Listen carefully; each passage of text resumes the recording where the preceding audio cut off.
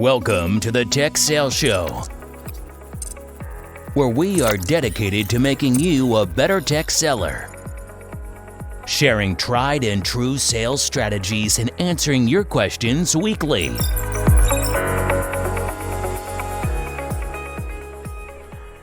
Hey, Bobby. What's up, Brian? We are in part 3 of series number 25. This is episode number 142. We're talking about emotional intelligence. It's a really fun topic. It relates not only to technology sales, which you and I have been doing for a long time, it just has huge life implications as well, and it's a fun psychology discussion as well. So it's been a good discussion. I really enjoyed it. In the first episode, we just really kind of defined it and put a framework around what it is from stuff that we'd read from books. Emotional Intelligence 2.0 is a great one we've read. It turns out there are 3 books named Emotional Intelligence 2.0. Who knew that there'd be 3 books? That doesn't seem legal, does it? Doesn't seem legal. So we've got it linked in the show notes to the one we think is the best of the 3, although I didn't read the other 2, but the one that we read is kind of the highest rated of the 3 and is really good. We've got a number of notes from the Harvard Business Review, which if you're not subscribed to that, that's one of the only newsletters I allowed to come to my inbox. It's very good. Just a topic that we're both pretty passionate about.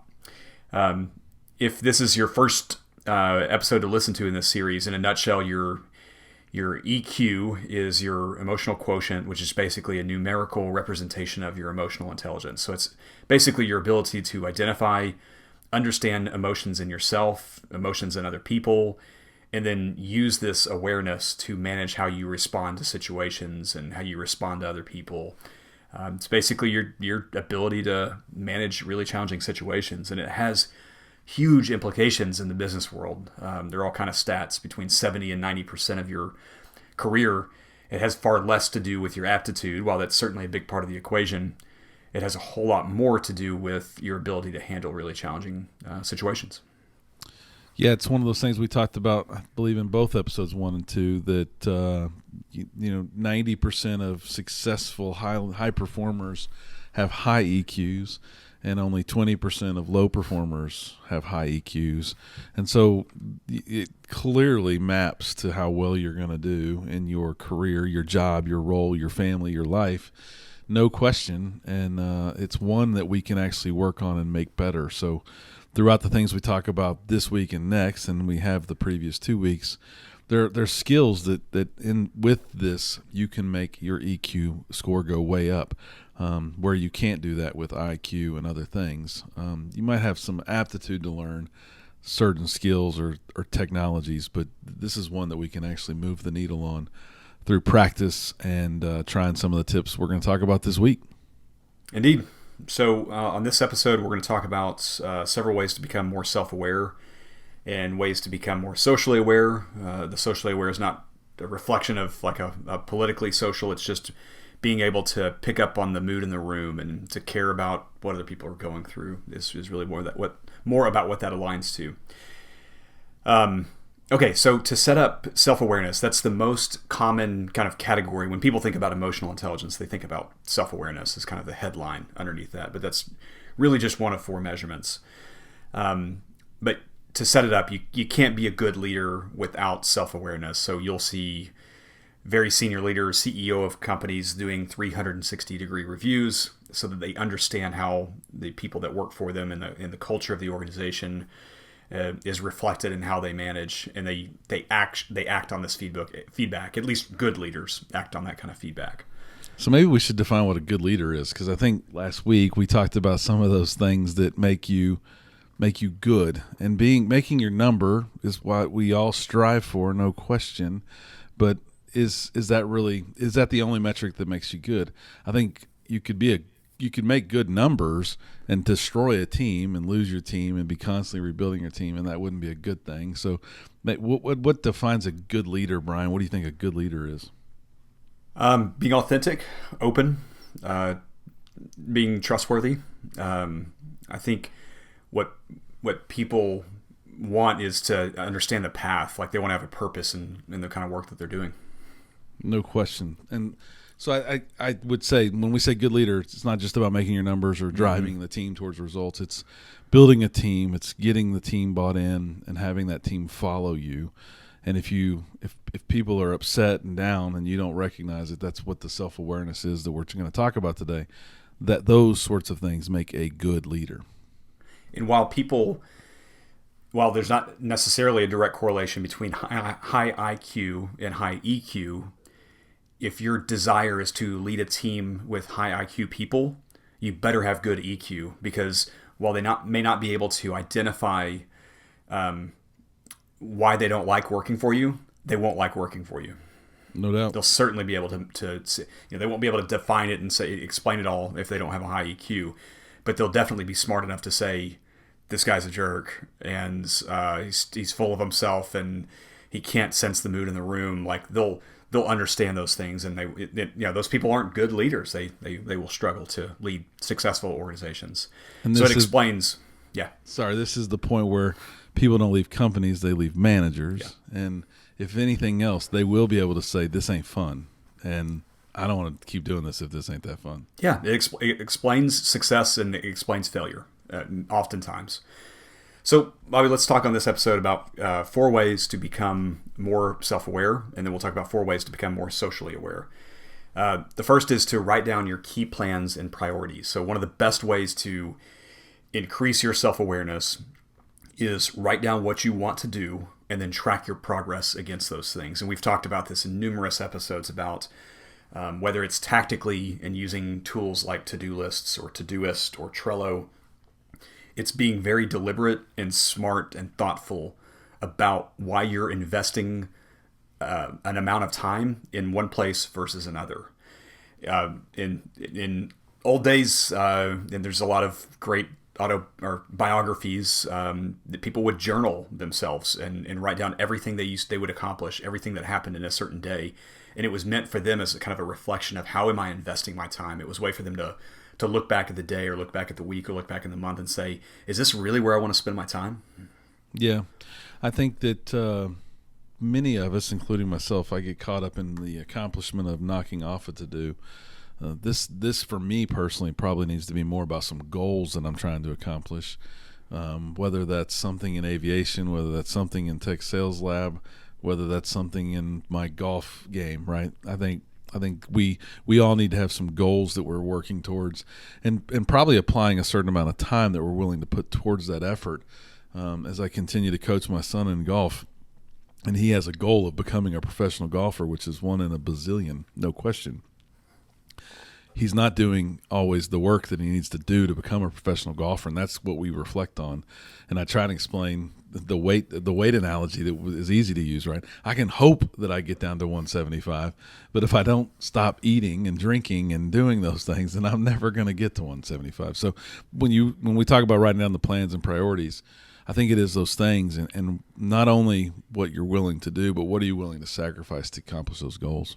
People talk all the time about they want to be 150% a plan, 200% a plan. If they work a 4-hour day. They work a 4-hour day. They reflect back on the week, how many hours that were spent prospecting. Like, at least be honest with yourself. At least be authentic. Like, at least say that's not really what I want. What I really want is a nice base salary and to kind of skate by as average.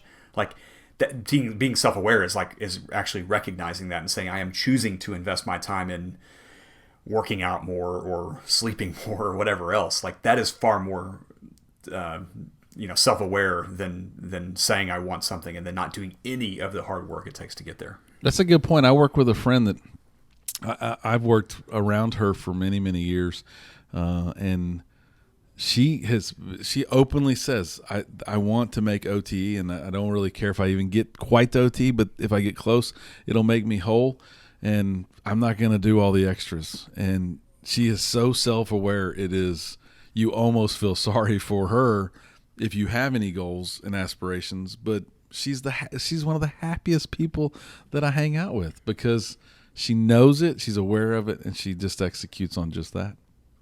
Indeed. The second one is meditation.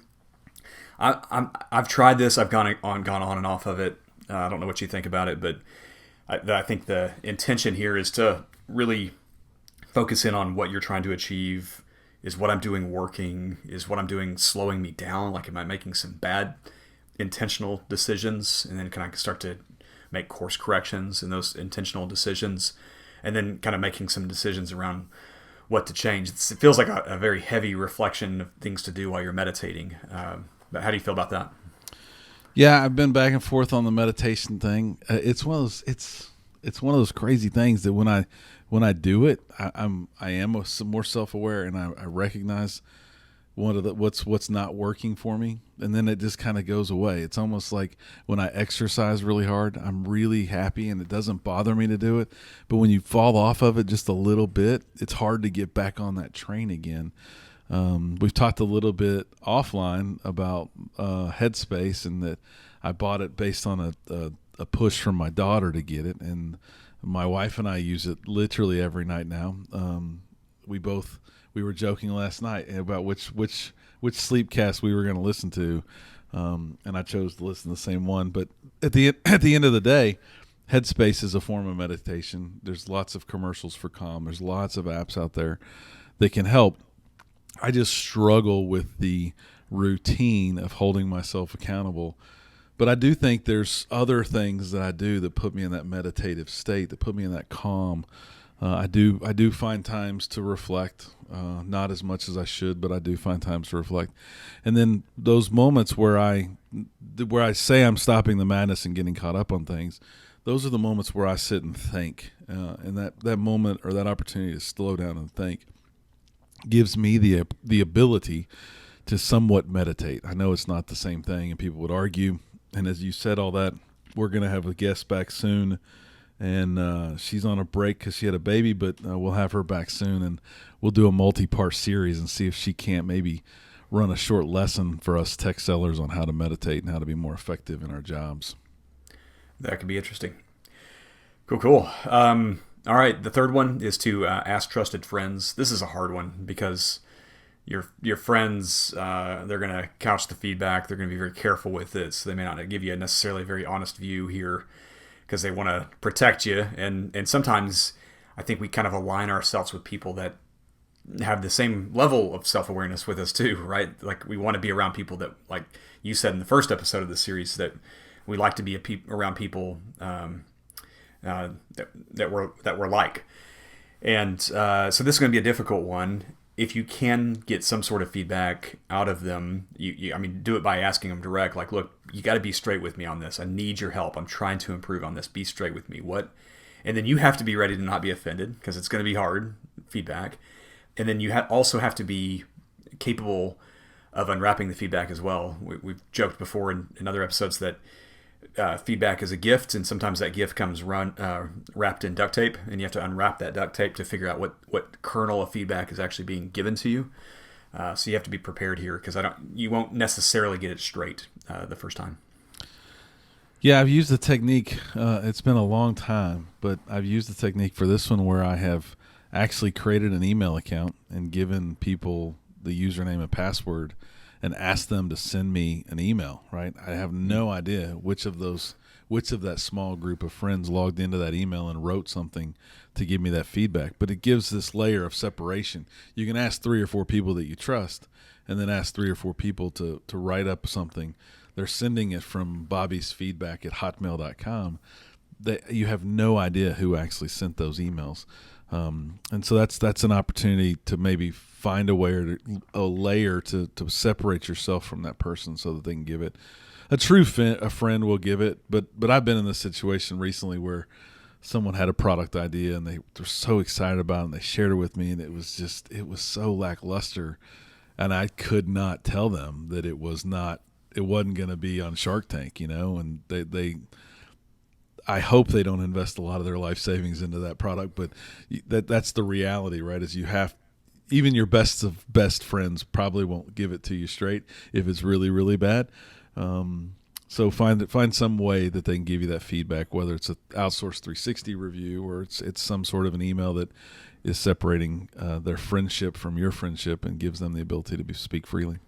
Yeah, and that really is the fourth one, is, whether it's at work or, not necessarily, it could be acquaintances or partners that you're you're working with in some other capacity other than the trusted friends. But a 360 review at work is a great way to do it too. At Workday, we do every week we get sent 3 questions, and those 3 questions are about either your experience with your peers or your manager or dealing with COVID or whatever, right? Like it varies every week, but they're accumulating these scores to get a picture and a view of the direct manager and the extended leadership team, and then really kind of HR and how's the culture in the company too. So there's some unique ways that companies are using surveying tools to get a feel for,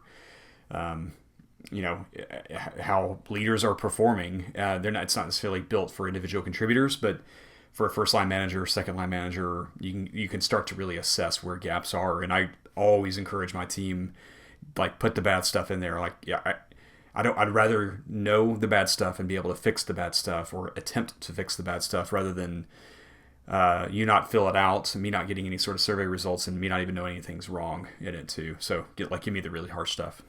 Yeah, I would say most leaders really want to know it too, right? Even if it is really, really bad, because it's like a small business owner and myself would drown or die if I wasn't getting feedback from my customers. When I do get negative feedback, customers are on their heels and nervous to tell me.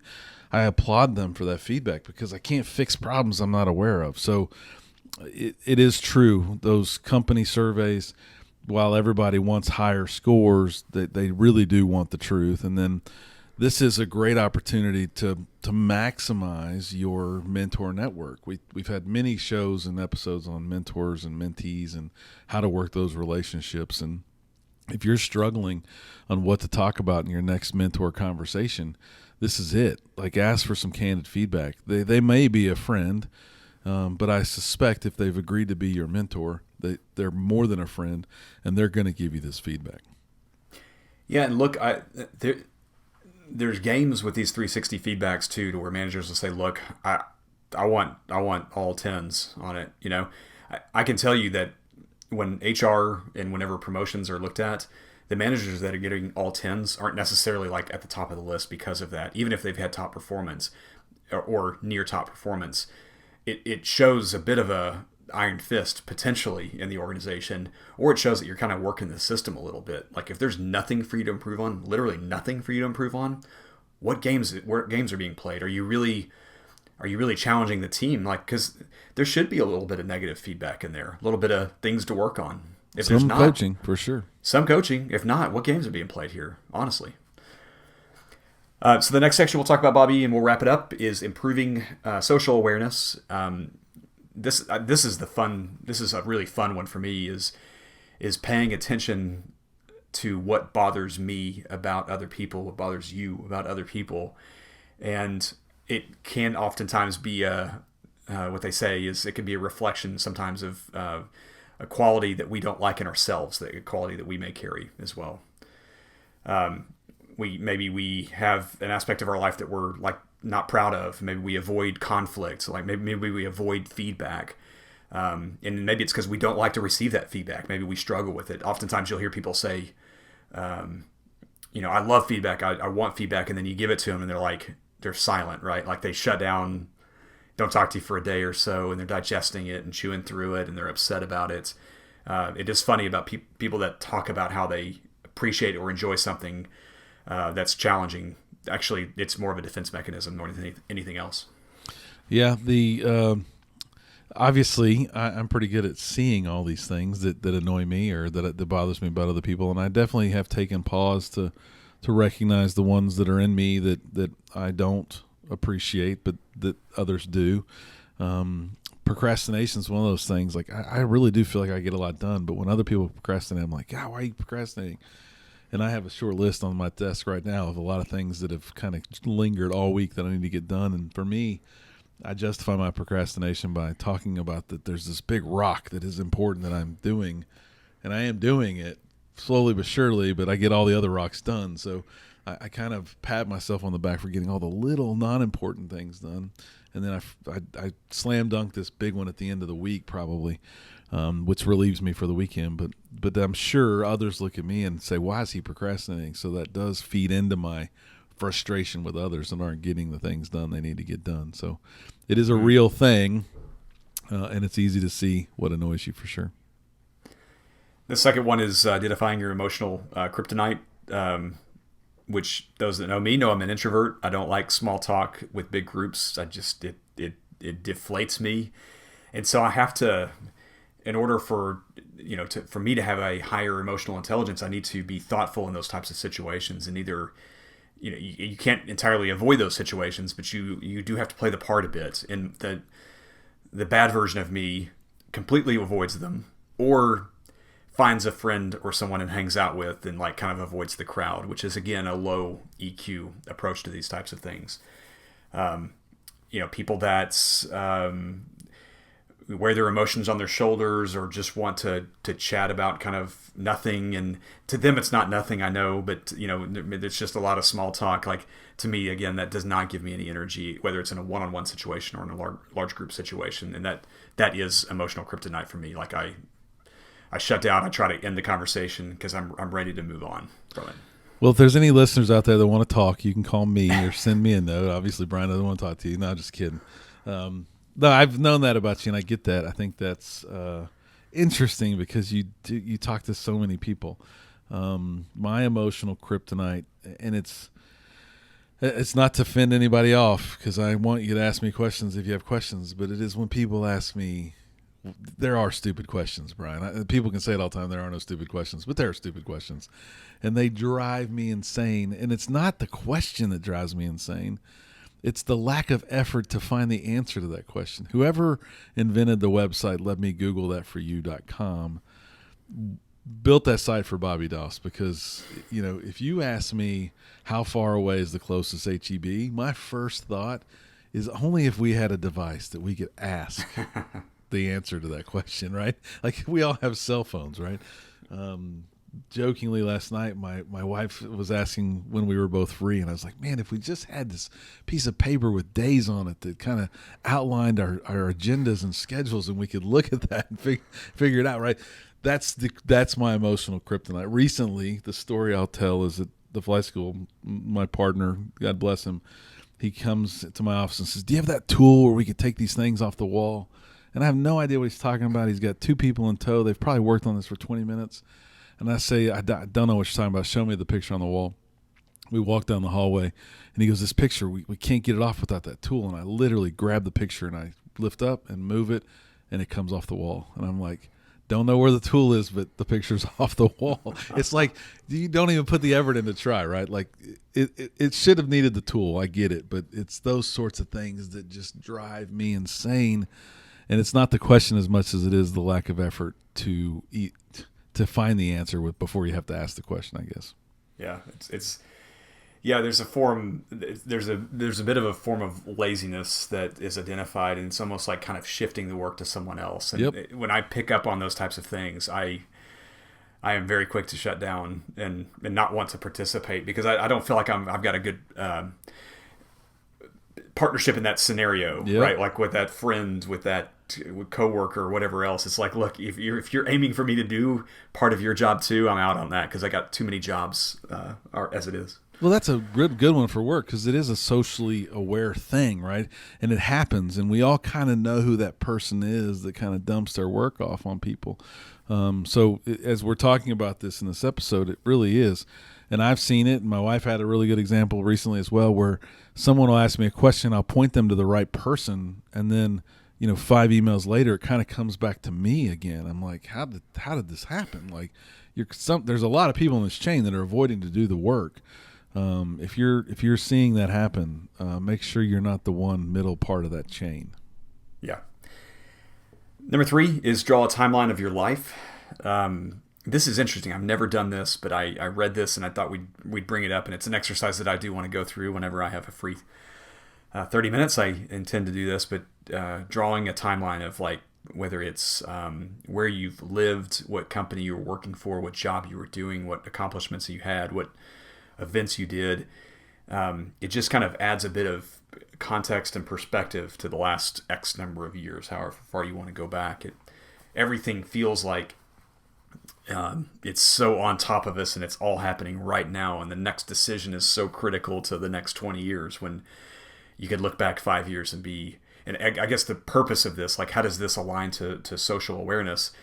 The point of it is just to get broader perspective of what your life is. And it actually bleeds into number 4 as well, which is doing micro travel or macro travel. We spent a couple of years in England, and I can tell you, like, these types of trips change your perspective. They change your life, whether it's a trip or an assignment or a move that you make.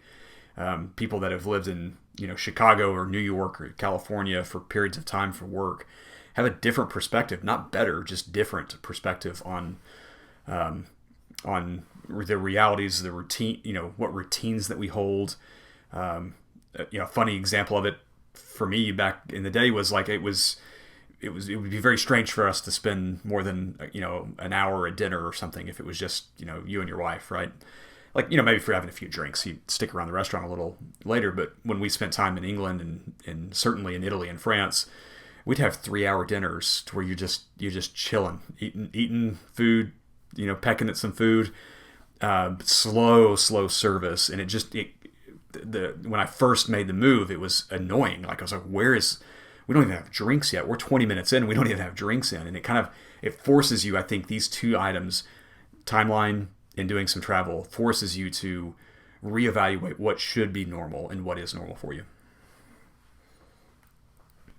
Yeah, it is. And I was looking on the web. I know there's an article and I can't find it quickly, but I will put it in the show notes for sure. I've read an article on just how short life is, to bullet point number 3 of the social awareness piece. And I will find it and I'll share it, but it's not just drawing a timeline. It's like physically the artwork of drawing the timeline. And what he's done is, in this article, he's kind of created stick figures, or they're really hollow bodies. And it talks about childhood, how short childhood is, and then how short retirement is, and how long this working life is that we have, assuming the normal lifespan of a human being. And if you're gonna put all these years and this effort into this work life, don't you want it to be enjoyable and fun and not as stressful as maybe we make it at times? But it's a really good article, and it grounded me probably 3 or 4 years ago on the fact that I was going to do what I wanted to do. Like, I was tired of chasing someone else's goals and dreams, and I put a stake in the ground for what Bobby wanted to do and what was going to be best for Bobby's one life. And I think that's the moral of that story is you get one of these. This isn't practice for the next one, right? So it changed my life. So I'll try and put that article in the show notes for sure, because it's a worth read. And then I have talked about my Journal of Awesome a couple times that I did 2 years ago now.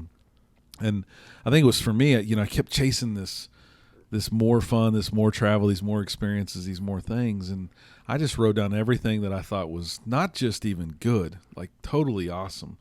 And that note in my iPhone became a short novel, from seeing the Eagles to Garth Brooks, to playing Pebble Beach, to traveling to London, spending time in Paris. I mean, in 1 year of my life, I did more unbelievably awesome stuff than the average human probably gets to do in a lifetime.